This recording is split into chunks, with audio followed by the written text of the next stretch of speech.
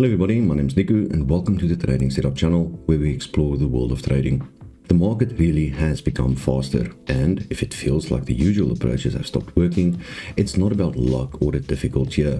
It's about changes in the very mechanics of price movement. Today, trades are executed in milliseconds, reactions to data happen almost instantly, and trend segments have become shorter and sharper. A retail trader who operates from methods from 5 years ago often just arrives late to their own decisions. Watch this video until the end, because next we'll break down exactly what has changed in the microstructure of the market and how to adapt your trading to the reality of 2026 without panic, but with a systematic advantage. But before we move on to the practice, I'll remind you about a free club I created for those who want to develop systematically. There, you'll find setups, execution results from me and subscribers, detailed materials on psychological preparation for trading, and an interactive martingale-based deposit management table. You just enter the amount. The table calculates the sequence of steps and help you stay in control even on difficult days. All materials are free, but they're updated regularly, so it's better to grab them while they're there. The link is in the description under this video. Now, let's get to the point.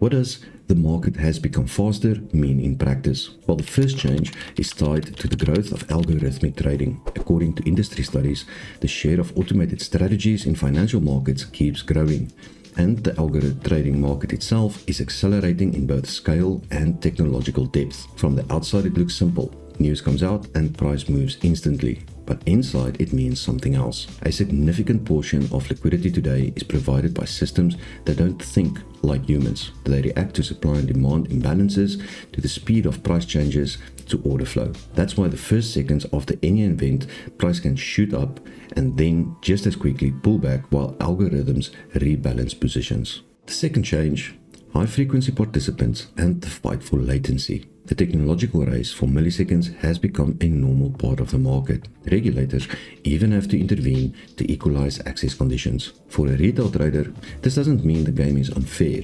It means that speed as an advantage is unavailable, and competing in it makes no sense. But advantages remain elsewhere, in choosing the right timing, in understanding market regimes, and in discipline.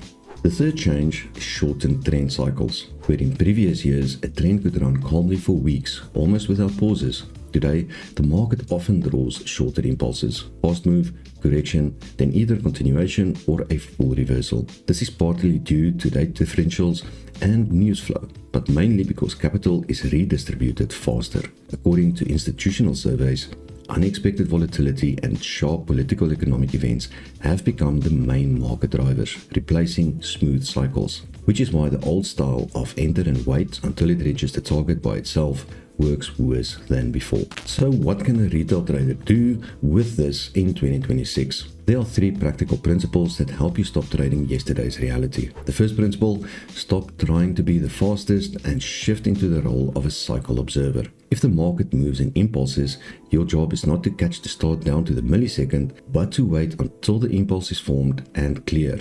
This means one simple thing: enter not in the first seconds of the movement, but after price has shown direction and given a clear pause. This approach reduces the chance of getting caught in random news spikes and makes the movement readable. In the modern market, the winner isn't the earliest, it's the most consistent. The second principle: work not with every movement, but with the regime of the instrument. In 2026, different pairs and assets will operate at different speeds. Some will be mostly trend-driven, others range-bound, others choppy because of high sensitivity to news. So it helps to classify the instruments by regime beforehand and have one clear scenario for each regime. If the instrument is trending, it's logical to wait for a pullback and enter along the main wave. If the instrument is in range, it's logical either to trade the boundaries very carefully or not trade at all. This eliminates impulsive decisions and aligns tactics with the market structure. The third principle: rethink how you work with news. The market's speed of reaction means that trading the news head-on has become harder than a few years ago. In the first minutes after data releases, the market often makes sharp swings without stable direction. That's the price the market pays for instant repricing. A rational strategy for most retail traders is not to try and catch the spike itself, but to wait until a normal trajectory appears after the spike. Simply put, news is not a place for guessing. It's fuel for the next predictable wave. This approach preserves capital and nerves and helps you avoid getting trapped in micro noise of an algorithmic market. And now, good news. If you want to see live trading, real intraday breakdowns, ready-made setups, strategies and settings, you can join my real-time work.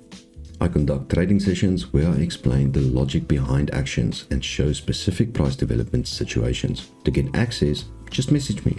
The contact is in the description under the video. And of course, make sure you subscribe to the channel so you don't miss the next episodes. Here, you'll find a systematic approach, market logic, and detailed breakdowns that will help you stop guessing movement and start understanding why price behaves the way it does. Thank you for watching. I'll see you guys in the next video, and until then, may the pips be with you.